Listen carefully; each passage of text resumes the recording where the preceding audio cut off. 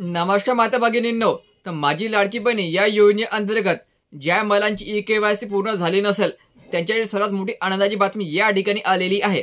कारण आता ई-के-वाय-सी करणे सोपे झालेले आहे। तर या संदर्भात एक जी-आर प्रसिद्ध करण्यात आलेला आहे आणि या जी-आरनुसार तुम्ही तुमची हाफ ई-के-वाय-सी कशा प्रकारे करायची आहे आणि तुमचे जे डॉक्युमेंट मागितलेले आहे ते कुठे जमा करायचे आहे हे संपूर्ण या जी-आरमध्ये सांगितलेलं आहे। तर हा जी-आर आपण या व्हिडिओमध्ये पाहणार आहोत।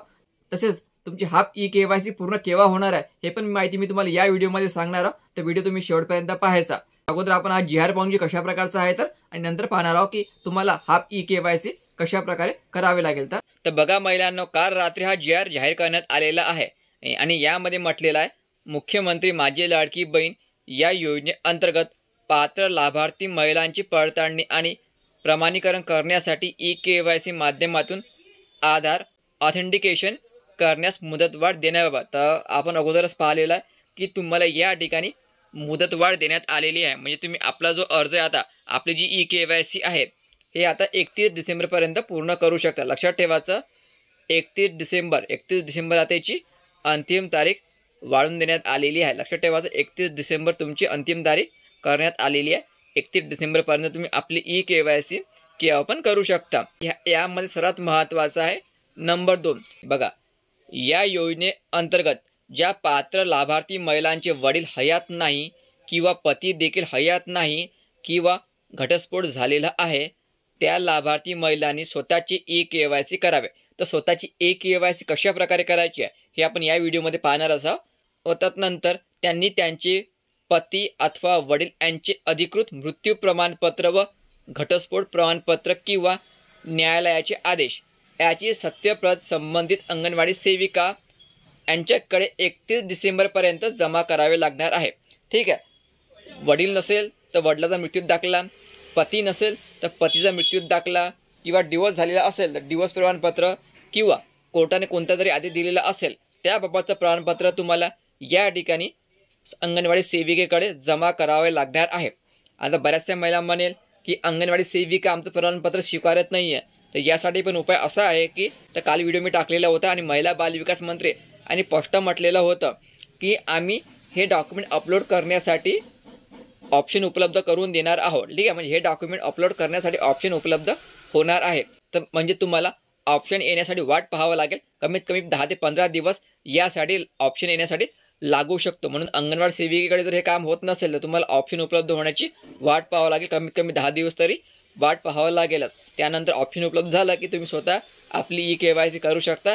हे डॉक्युमेंट त्या ठिकाणी अपलोड करून अंगणवाडी सेविका जे आहे हे तुमच्या प्रमाणपत्राची तपासणी करून लाभार्थी महिलांना त्याचे पती अथवा वडील त्यांची ई-के-वाय-सी करण्यापासून सूट देण्यास पात्र असल्याची शिफारस CDPO-कडे करेल। म्हणजे तुम्हाला आता महिला बालविकासच्या ऑफिसमध्ये जायची गरज नाही आहे। हे काम तुमचं अंगणवाडी सेविकेमार्फत होऊन जाईल। जर अंगणवाडी सेविके तुमची सर्टिफिकेट घेत नसेल तर तुम्हाला ऑप्शन उपलब्ध होण्याची वाट पाहावं लागेल। कमीत कमी 10 दिवस तरी ऑप्शन उपलब्ध होण्यासाठी लागू शकतात। म्हणून 10 दिवस तरी तुम्हाला या ठिकाणी वाट पाहणे गरजेचं राहणार आहे।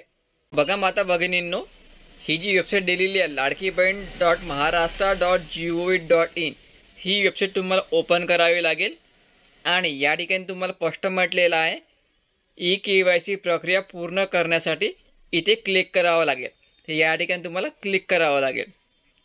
तर क्लिक केल्याबरोबर तर या ठिकाणी अशा प्रकारचं इंटरफेस तुम्हाला ओपन होणार आहे।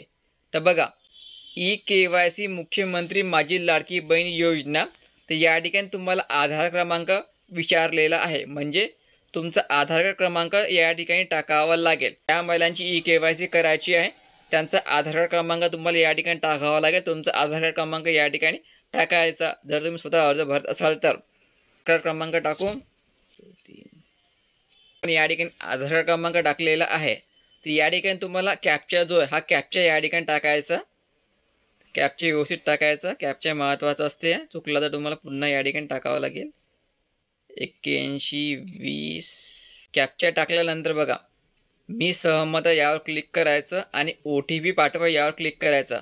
आधार क्रमांक चेक करून टाकायचा। ठीक आहे, कॅप्चा टाकल्याबरोबर मी सहमत आहे यावर क्लिक करायचं आणि OTP पाठवा यावर क्लिक करायचं। तर तुमच्या या ठिकाणी OTP गेलेला आहे। तो जोपर्यंत तुम्ही OTP पाठवा यावर क्लिक करत नाही तोपर्यंत तुमची eKYC या ठिकाणी पूर्ण होणार नाही आहे. ठीक आहे, तुम्हाला OTP येणे गरजेचं आहे. ठीक आहे, OTP आल्याबरोबर सबमिट OTP करायचं. सबमिट OTP केल्यानंतर अशा प्रकारचं इंटरफेस ओपन होणार आहे. या ठिकाणी तुम्हाला वडिलांचा किंवा पतीचा आधार कार्ड क्रमांक विचारला जाणार आहे. तर या ठिकाणी तुमची eKYC पूर्ण झालेली आहे. हाफ eKYC लक्षात ठेवायचं, हाफ eKYC पूर्ण झालेली आहे. बस यानंतर तुम्हाला काही करायची गरज नाही आहे. OTP सबमिट करून टाकायचा, तुमची हाफ eKYC पूर्ण होणार आहे. लक्षात ठेवायचं, OTP सबमिट केल्यानंतर तुमची हाफ eKYC पूर्ण होणार आहे. जेव्हा तुम्हाला अशा प्रकारचा इंटरफेस ओपन होईल तेव्हाच तुमची eKYC हे पूर्ण होणार आहे.